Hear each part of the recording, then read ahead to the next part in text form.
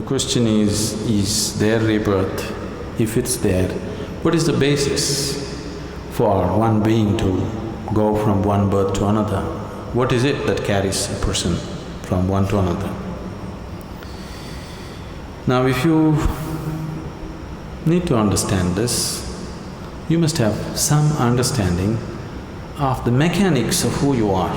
I'm talking about the mechanics of how a human being is built. See, when you say I'm a human being, the outermost periphery is the physical body. In yoga, we look at everything as body because it is easier for you to understand that way. So we see the body as 5 dimensions or 5 sheets. Physical body is known as Annamaya Kosha. Annamaya Kosha means… Anna means the food. This is food body. Next one is called Manomaya Kosha. That means it's the mental body. The third one is called Pranamaya Kosha, which means the energy body. Physical body, mental body, energy body. All these 3 dimensions are physical. They are physical existence. Physical body is very gross, mental body is subtler, energy body is even subtler, but all these 3 are physical. It's just like the light bulb is physical, you can see that. The electricity behind also is physical, isn't it? The wire that connects is also physical, the electrons that flow through the wire also are physical existence. So similarly, physical body, mental body, pranic body, all are physical dimensions of life. This physical dimension of life, both in all these 3 dimensions, carries the imprints of karma. On the body it is imprinted, on the mind it's imprinted, and on the energy it's imprinted. This karmic imprints or the karmic structure is what holds it together. Karma is the cement which holds you to the physical body. Karma is the bondage, at the same time it's only because of karmic stuff you can hold on to the body and be here. This is where spirituality seems to be difficult because if you try to take it away, it doesn't work. If you try to add, it doesn't work. You need to be just there. If you're just there, it's a moment. Now, the next 2 dimensions are called Vijnanamaya Kosha and Anandamaya Kosha. Vijnanamaya Kosha is non-physical but related to the physical. It is like a transient state. Anandamaya Kosha is completely non-physical. So, Vijnanamaya Kosha and Anandamaya Kosha means it's the bliss body. There is a bliss body inside which is 100% non-physical. It has no form of its own. Only if the energy body, the mental body and the physical body are in shape, it can hold the bliss body in shape. If these things are taken away, the bliss body will just become a part of the cosmos. So whatever you are referring to as Atman or the soul is a fiction actually. In the sense, people are describing a certain limitation of the non-physical as a soul. But the body for the soul is still your karma. If the karmic structure is completely dismantled, there is no soul, everything merges into everything else.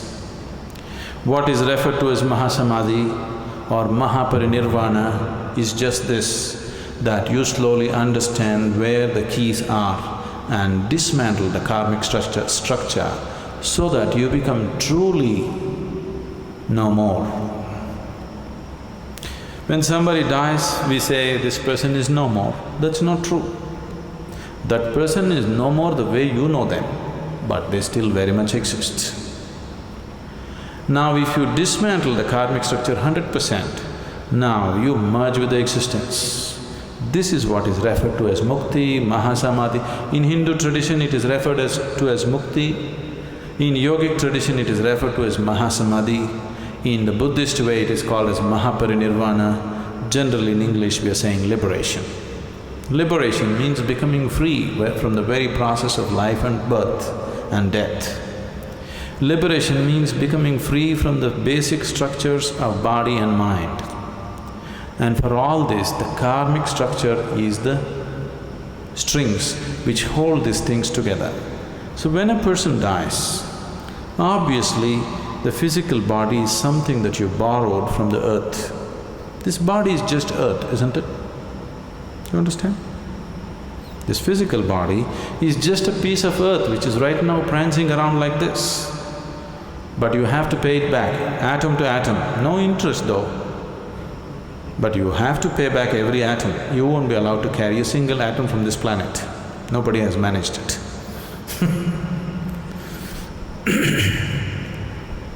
Physical body will fall apart. The mental body and the pranic body, depending upon the strength of your karma, goes on. If the karmic structure is very intense, unfinished, then it has to finish it. If the karma has become weak because it has run its course, then it very easily finds another body. If it has to find another body, the intensity of the structure should come down, it should become passive. If it is very intense, it cannot find, it has to hang. So this is what you're referring to as ghosts. Somebody is dead, his karmic structure is still intense because it's not over. Now he needs much more time to find another body, he still exists. And the more intense his karmic structure is, the more visible he becomes, or more experientially available to people. There are innumerable such beings all around you, if you whether you know it or you don't know it. But most of them you won't feel because their karma is dissipated. They're just waiting for more dissipation before they find another body.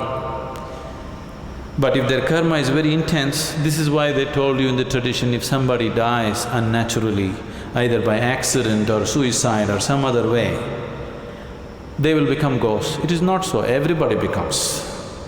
It is just that they are more experienceable. They are more available to your experience because they have more intense karmic structures. So you people may experience them little more than other beings who die of old age.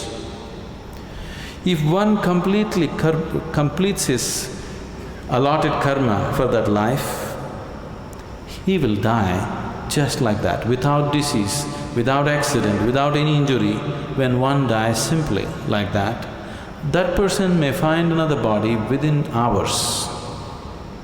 This is why in this tradition always they said, if one completes his life and dies peacefully, it's the best way to die because he need not hang around. Immediately it goes on. Now when you walk the spiritual path, the ultimate goal for every spiritual seeker is, he wants to break this whole process. Or otherwise, to use an analogy, we can say, what you call as my soul right now is like a bubble. The outer periphery of the bubble is your karmic structure. Inside, there is air. Suppose you blow the bubble, you burst the bubble. Where is the air? Where is your air? There is no such thing as your air, it's become part of everything. So what you call as soul is fictitious because there is no such thing as your soul and my soul and somebody else's soul. Right now, this unboundedness is contained in the limited karmic structure, so it makes you believe as if this is a separate entity. If you take away the keys which hold the karmic structure, then it just collapses. So, this afterlife, next birth, don't believe all this nonsense. But right now if you sit here and just close your eyes, you can clearly see more than this body you are, isn't it?